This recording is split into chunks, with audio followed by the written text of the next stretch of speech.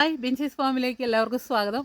അപ്പോൾ അതേ തിരുനാളായല്ലേ, നമ്മൾ കൃഷിയുടെ കാര്യങ്ങളൊക്കെ ഒത്തിരി വീഡിയോ കുറവല്ലേ അപ്പോൾ ഇത് നമ്മളുടെ മഴമറയാണ്. മഴമറയ്ക്കകത്തത്തെ കൃഷിയാണ് നമ്മളിപ്പോൾ വീഡിയോ എടുക്കുന്നത്. പിന്നെ എനിക്കൊരു പ്രത്യേകതയുണ്ട് കേട്ടോ, പഴയ വീഡിയോ ഒന്നും എടുത്തു വെച്ചിട്ട് ഇപ്പോഴത്തെ ആണെന്നും പറഞ്ഞിടുകയില്ല. അന്നന്ന് എന്താണോ അപ്പോൾ എന്താണോ അതാണ് നമ്മൾ വീഡിയോ ഇടുന്നത് കേട്ടോ. അതിൻ്റെ ഒരു വ്യത്യാസമുണ്ട്. എനിക്ക് വേണമെങ്കിൽ നമ്മുടെ പഴയ വീഡിയോ ഒക്കെ എടുത്തിട്ട് പിന്നെ ക്രോപ്പ് ചെയ്ത് ചെറുതാക്കിയൊക്കെ വോയിസ് ഓവറൊക്കെ കൊടുത്തിടാം.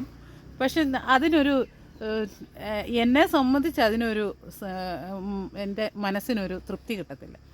നമുക്ക് അന്നേരം എന്താണോ ഉള്ളത് അതിപ്പോൾ ഒന്നുമില്ലെങ്കിൽ ഇല്ലെന്ന് പറയും, ഉണ്ടെങ്കിൽ ഉള്ളത് കാണിക്കും. കൃഷി എന്ന് പറയുന്ന സാധനം നിങ്ങൾക്കറിയാലോ, നമുക്ക് എപ്പോഴും ഒരുപോലെ നിൽക്കുന്ന സാധനമല്ല.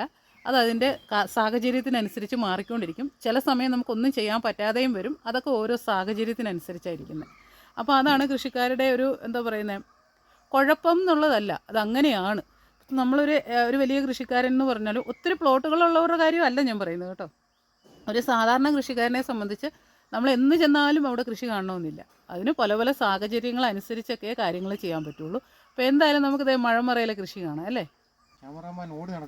അല്ല പിന്നെ ഇപ്പോൾ നമ്മൾ മുകളിലത്തെ പച്ചക്കറിയെല്ലാം പറിച്ചിട്ട് താഴെ മഴമറയ്ക്കകത്തേക്ക് വന്നതാണ്. നമ്മുടെ ഒരു കുഞ്ഞു മഴമറയാണ്, 2.5 സെൻറ്റിലുള്ള ഒരു മഴമറയാണിത്.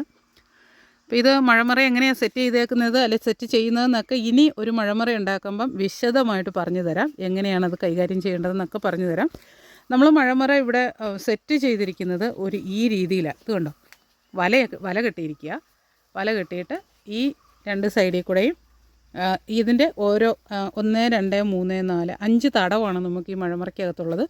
അപ്പോൾ ഈ 5 തടത്തിനും വല ഇങ്ങനെ വെർട്ടിക്കൽ മോഡലിൽ കെട്ടിക്കൊടുത്തിരിക്കുക. അപ്പോൾ ഇതിനകത്ത് ഇപ്പോൾ ചെയ്തിരിക്കുന്നത് 2-3 കൃഷികൾ അടുപ്പിച്ചാണ് ചെയ്തിട്ടുള്ളത്. നമ്മളിതിനകത്ത് സുക്കിനി ചെയ്തിട്ടുണ്ടായിരുന്നു, ഉണ്ടോ സുക്കിനി. പക്ഷേ സുക്കിനിയുടെ ഒരു കുഴപ്പം എന്താണെന്ന് ചോദിച്ചാൽ എലി വന്നു മുഴുവൻ നശിപ്പിച്ച് കളഞ്ഞു. പിന്നെ നമ്മളിവിടെ ചെയ്തിട്ടുള്ളത് ബീൻസാണ് കേട്ടോ. ബീൻസ് അത് നമുക്കിത് ഇവിടെ നിൽപ്പുണ്ട്, നമുക്ക് നോക്കാം. അത് ഇന്ന് വിളവെടുക്കുന്നുണ്ടത്. അപ്പോൾ അത് വിളവെടുക്കുമ്പോൾ അത് നോക്കാം. അതുപോലെ തന്നെ പിന്നെയുള്ളത് കുക്കുംബറാണ് കേട്ടോ. ഇത് മുകളിലേക്ക് നമ്മൾ കുക്കുംബർ കയറ്റി വിട്ടു, താഴെ നമ്മൾ ബീൻസും സുക്കിനിയും അങ്ങനെയുള്ള സാധനങ്ങളൊക്കെ നട്ടു. അങ്ങനെയാണ് നമ്മളിവിടെ ചെയ്തിരിക്കുന്നത്. സാധാരണ നമ്മൾ മല്ലി, കുറ്റി ബീൻസ് അങ്ങനെയുള്ളതൊക്കെയാണ് ഇടവിളയായിട്ട് നടാറുള്ളത്. ഇതാണ് നമ്മുടെ ബീൻസ്. നമ്മളിപ്പോൾ ഇന്ന് പറിക്കുന്നുണ്ട്. ഇതിങ്ങനത്തെ ബീൻസാണ് കേട്ടോ, ചെറിയ ടൈപ്പ് ബീൻസാണ്. ഇത് ഏത് വെറൈറ്റി ആയിരുന്നു ചേട്ടാ? ഈ റെയിൻബോ എന്ന് പറഞ്ഞിട്ടൊരു വെറൈറ്റിയാണ് ഇത്, റെയിൻബോ. പിന്നെ നമുക്കിതിൻ്റെ ബാക്കി ചേട്ടാ പറിക്കുന്നത് നോക്കാൻ പോകാം. അതെ, നിൽക്കുന്നത് ഒരു കുപ്പച്ചീരയാണത്. കുപ്പച്ചീര സാധാരണ ചെറിയ ചീരയായിട്ടാണ് വരേണ്ടത്. ഇവിടുത്തെ മണ്ണിൻ്റെയും ക്ലൈമറ്റിൻ്റെയൊക്കെ ആ ഒരു സെറ്റപ്പ് കൊണ്ടാണ് ഇത്രയും വലുതായിട്ട് നിൽക്കുന്നത്. ഇപ്പോൾ കുപ്പച്ചീര തന്നെ. പിന്നെ അതുപോലെ നമ്മളിവിടെ വേറെ ചെയ്തിരിക്കുന്നതെന്ന് പറഞ്ഞാൽ, ഇപ്പോൾ താഴെ കുറ്റി ബീൻസ് ഉണ്ട്, അതിൻ്റെ കൂടെ തന്നെ മുകളിലേക്ക് നമ്മൾ ഇത് കണ്ടോ ഇങ്ങനത്തെ ഉള്ളൊരു ഈ ബീൻസ് എന്തുവായിരുന്നു ചേട്ടാ? ഈ നമ്മുടെ ബെല്ലി അല്ലേ, നമ്മുടെ ബെല്ലി ബീൻസ് ചവിട്ടിൽ നിന്ന് ഇങ്ങനെ കയറ്റി വിട്ടിട്ടുണ്ട് കണ്ടോ. ഇങ്ങനെ കയറി ബെല്ലി ബീൻസ് ചെറിയ ബീൻസ് ആയിരിക്കും. ഒരുവിധം 2-3 ഹുസൂർ ഉണ്ടാകുന്ന പോലെ കൊലയായിട്ടുണ്ടാകത്തില്ല, പക്ഷേ നല്ല ടേസ്റ്റാണ്. നമ്മുടെ ചേട്ടായി ബീൻസ് പറിക്കുന്നത് നമുക്ക് കാണാൻ പോകാം. മാത്രമല്ല, എനിക്ക് വീഡിയോ പിടുത്തം കഴിഞ്ഞിട്ട് ഞാനും കൂടെ ബീൻസ് പറിച്ചാലേ ചേട്ടായിക്ക് സമയത്തിന് പോക്ക് നടക്കുകയുള്ളൂ. അപ്പോൾ നമുക്ക് ഇടയ്ക്കിടയ്ക്ക് പറിച്ചുകൊണ്ടിരിക്കുന്നതിൻ്റെ ഇടയ്ക്ക് ഓരോ വീഡിയോ ആയിട്ട് ഇടാം അല്ലേ ചേട്ടായി? ഇത് റെയിൻബോ അല്ലേ? ചേട്ടായുടെ ഇഷ്ടത്തിന് പേര് മാറ്റിയിടുവാണ്. അപ്പോൾ ഇത് ഈ പറഞ്ഞതുപോലെ ഇങ്ങനത്തെ കണ്ടോ, നാരില്ല. ഇതാണ് ഇതിൻ്റെ സംഭവം.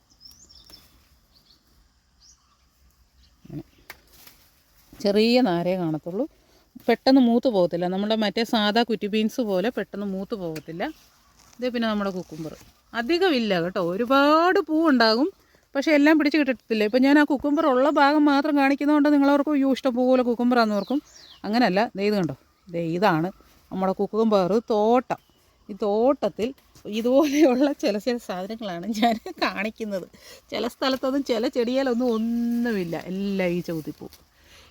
നമ്മളെ എപ്പോഴും തെറ്റിദ്ധരിക്കപ്പെടാനുള്ള ഒരു കാരണവും ഇതുതന്നെയാണ്. കാരണം ഞാൻ എപ്പോഴും നല്ലത് മാത്രമേ കാണിക്കത്തുള്ളൂ. അതുകൊണ്ടാണ് എല്ലാവരും തെറ്റിദ്ധരിക്കപ്പെടുന്നത്, ഞാൻ പറയുന്നതല്ല ഞാൻ ചെയ്യുന്നതെന്നുള്ളത്. ഇതാണ് അതിന് ചില യഥാർത്ഥ സംഭവങ്ങൾ. ഇതൊന്നും ഞാൻ നേരത്തെ കാണിക്കത്തില്ലായിരുന്നു കേട്ടോ. എനിക്കതൊരു നെഗറ്റീവ് പോലെയായിരുന്നു. പക്ഷേ അത് കഴിഞ്ഞപ്പോൾ മനസ്സിലായി, അത് കാണിച്ചില്ലെങ്കിൽ ചിലപ്പോൾ ഞാൻ തന്നെ നെഗറ്റീവിലേക്ക് എന്നെ എല്ലാവരും കൂടെ നെഗറ്റീവിലേക്ക് കൊണ്ടുപോകും. അതുകൊണ്ട് അപ്പോൾ അത് ഇങ്ങനെയാണ്, അതായത് ഒരുപാട് ഉണ്ടാകും. ഇത് കണ്ടോ, എല്ലാം ഈ ചെകുത്തി പോയേക്കുന്നത് കണ്ടോ, ഇത്രയും ഉണ്ടാകുന്നതിലാണ് ഇത്രയും പൂവുണ്ടായി പോയേക്കുന്നതിലാണ് ഈ ചെടിയിൽ നിന്നും നമുക്ക് 2 കാ കിട്ടിയിരിക്കുന്നത്.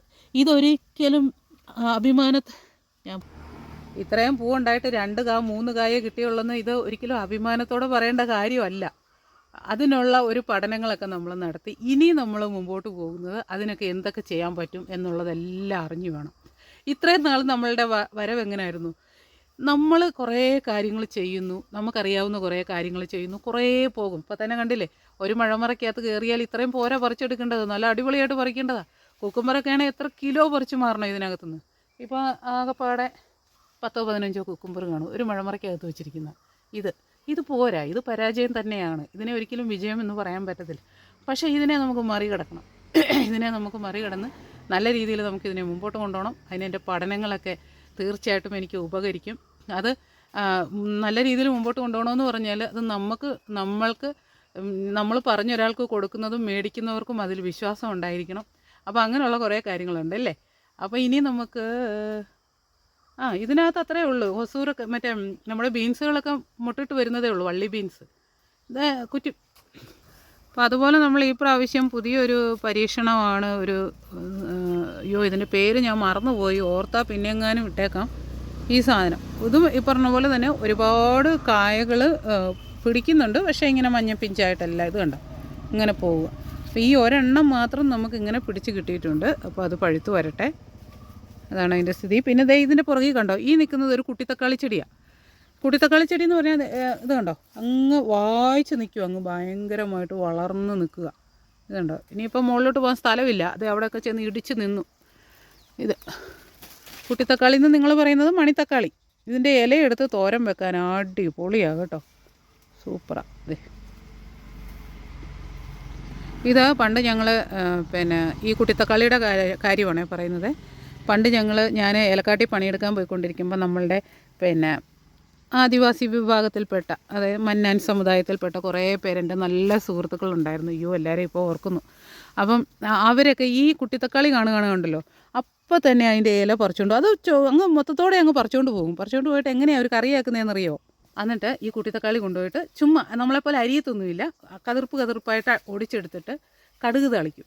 കടുക് താളിച്ചതിനകത്തോട്ട് വെള്ളം ഒഴിച്ച് തിളപ്പിച്ചിട്ട് ഈ ഇലയും കൂടി ഇട്ട് തിളപ്പിച്ചിട്ട് ഈ വെള്ളം ഇവർ കുടിക്കും. ഈ ഇല വെറുതെ പച്ചച്ചോറിൻ്റെ, നമ്മുടെ റേഷനരി ചോറിൻ്റെ പൊക്കത്ത് ഉപ്പും ഇട്ട് ഈ ഇല വെറുതെ വെച്ചുകൊണ്ട് വന്ന് കഴിക്കുന്ന കാണാം. അപ്പോൾ ഞാനൊരു പ്രാവശ്യം ഇതെന്തായിരിക്കും ഇതിൻ്റെ ടേസ്റ്റ് എന്നറിയാനായിട്ട് കുറച്ച് മേടിച്ച് കഴിച്ചു നോക്കി. അപ്പം നല്ല കൂണിൻ്റെ ടേസ്റ്റ് ഉണ്ടായിരുന്നു. അവർ വെള്ളം കടുക് താളിച്ച് ഈ ഇലയിട്ട് അത്ര മാത്രമേ ചെയ്യുന്നുള്ളൂ, തേങ്ങയോ ഒന്നും ഇടുന്നില്ല. എന്നിട്ട് ഈ വെള്ളം കുടിക്കുന്നു. ഈ കുറച്ച് വെള്ളവും ഈ ഇലയുമായിട്ട് ഈ ചോറിൻ്റെ മുകളിൽ വെച്ചുകൊണ്ട് വരും. അതിന് ഭയങ്കര, അപ്പം നമ്മൾ കാണത്തില്ലേ, ഇപ്പോൾ ഈ ആദിവാസികളെയൊക്കെ കാണുമ്പോൾ കാണത്തില്ലേ, അപ്പനെയും മക്കളെയും എല്ലാവരെയും കണ്ടാൽ ഒരുപോലെ ഇരിക്കും. അവരിങ്ങനത്തെ ഭക്ഷണമൊക്കെ കഴിക്കുന്നത് കൊണ്ടായിരിക്കും ഞാൻ എപ്പോഴും അവരോട് പറയും. സിന്ധു, സോഫി, അനിത, അങ്ങനെ കുറേ പേരുണ്ടായിരുന്നു കേട്ടോ. അവരുടെ കുറേ ഭാഷകളൊക്കെ എന്നെ പഠിപ്പിച്ചിട്ടുണ്ടായിരുന്നു. സാധാരണ അവർ നമ്മൾ നാട്ടുകാരുമായിട്ട് അധികം കൂട്ടുകൂടത്തില്ല, അവരൊരു സെക്ഷനായിട്ട് നടക്കത്തേ ഉള്ളൂ. പക്ഷേ അവരുടെ സെക്ഷൻ്റെ കൂടെ എന്നെയും കൂട്ടി. ഞാൻ എന്നിട്ട് അവരുടെ കൂടെ തന്നെയായിരുന്നു കുറേ നാൾ. എന്തായാലും നമുക്ക് നോക്കാം, ഒരു ദിവസം അവരെ അന്വേഷിച്ച് പിടിച്ച് നമുക്ക് പോകാം. ഇപ്പോൾ എനിക്ക് ഇതിൻ്റെ ഇടയ്ക്ക് വിളിച്ചിട്ടൊക്കെ ഉണ്ടായിരുന്നു. എനിക്ക് തോന്നുന്നു ഇപ്പോൾ ഒരു 10-12 വർഷമായി അല്ലേ ഏട്ടായി? 10 വർഷത്തിന് മുകളിൽ എന്തായാലും ആയി. അവരെയൊക്കെ ഓർക്കുമ്പം നമ്മുടെ മനസ്സിൽ അത്രത്തോളം സ്നേഹവും അവർക്ക്. അപ്പം അതേ നമ്മുടെ റെയിൻബോ ബീൻസിൻ്റെ വിത്താണ് കേട്ടോ ഇത്.